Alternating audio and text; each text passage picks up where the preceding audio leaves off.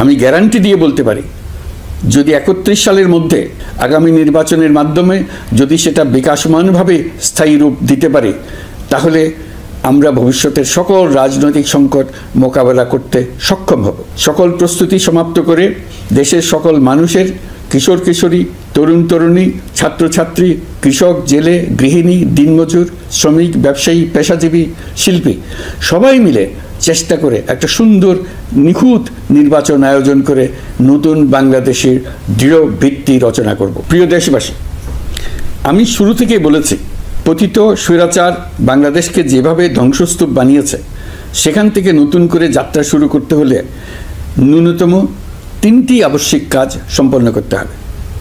প্রথমত, বিচার ও জবাবদিহিতা প্রতিষ্ঠার উদ্যোগ দৃশ্যমান করে তোলা। দ্বিতীয়ত, রাষ্ট্রের গণতান্ত্রিক পুনর্গঠন ও প্রাতিষ্ঠানিক কাঠামোর সংস্কার সাধনে প্রয়োজনীয় ঐক্যমত ও পথনকশা তৈরি করা।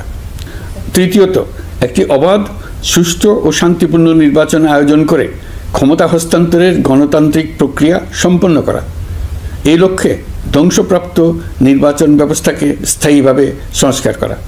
এই 3টি ম্যান্ডেট হচ্ছে দেশবাসীর সাথে আমাদের চুক্তি।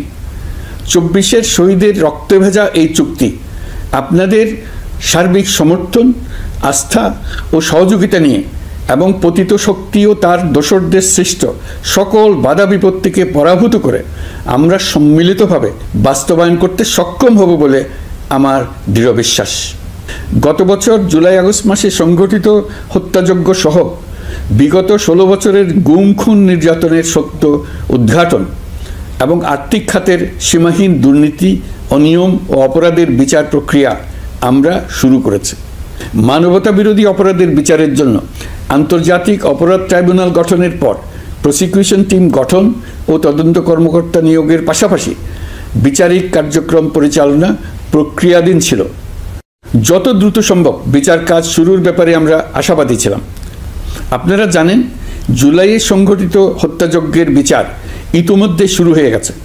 বিচার কাজ যেন দ্রুত গতিতে সম্পন্ন হয়, সেজন্য সরকারের পক্ষ থেকে যত রকম সহযোগিতা প্রয়োজন আমরা তা দিচ্ছি। বিচারের জন্য আন্তর্জাতিক অপরাধ ট্রাইব্যুনালের এজলাস কক্ষ ডিজিটাল প্রযুক্তিতে সমৃদ্ধ করা হয়েছে। প্রসিকিউশন বলছে, বিগত সরকার পতনের পর তাদের আজ্ঞাবহ ব্যক্তিরা বিভিন্ন গুরুত্বপূর্ণ সাক্ষ্য প্রমাণ বিনষ্ট করার চেষ্টা করেছে। থানা, হাসপাতাল সহ গুরুত্বপূর্ণ স্থানের দলিলপত্র পুড়িয়ে বা লুকিয়ে নষ্ট করার চেষ্টা করা হয়েছে। বিভিন্ন অপরাধমূলক স্থাপনার আকার, আকৃতি, দেয়াল ইত্যাদি ভেঙে এবং বিকৃত করে প্রমাণ লুকানোর চেষ্টা করা হয়েছে।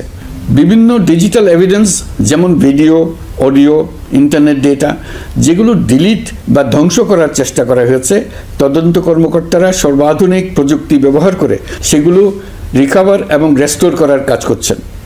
এই কাজে আমরা দেশবাসীর কাছেও সহযোগিতা কামনা করছি।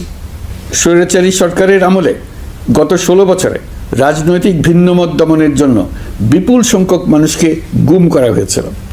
এই মানুষগুলোকে এমন সব বন্দিশালায় আটকে রাখা হয়েছিল যাদের কোনোটির আয়তন ছিল মাত্র 3 ফিট বাই 3 ফিট।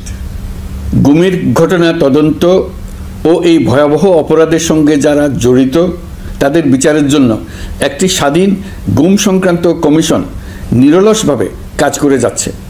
তারা গুমের এমন রোমহর্ষক ঘটনা আবিষ্কার করেছে যা নিষ্ঠুরতার চূড়ান্ত সীমা ছাড়িয়ে গেছে।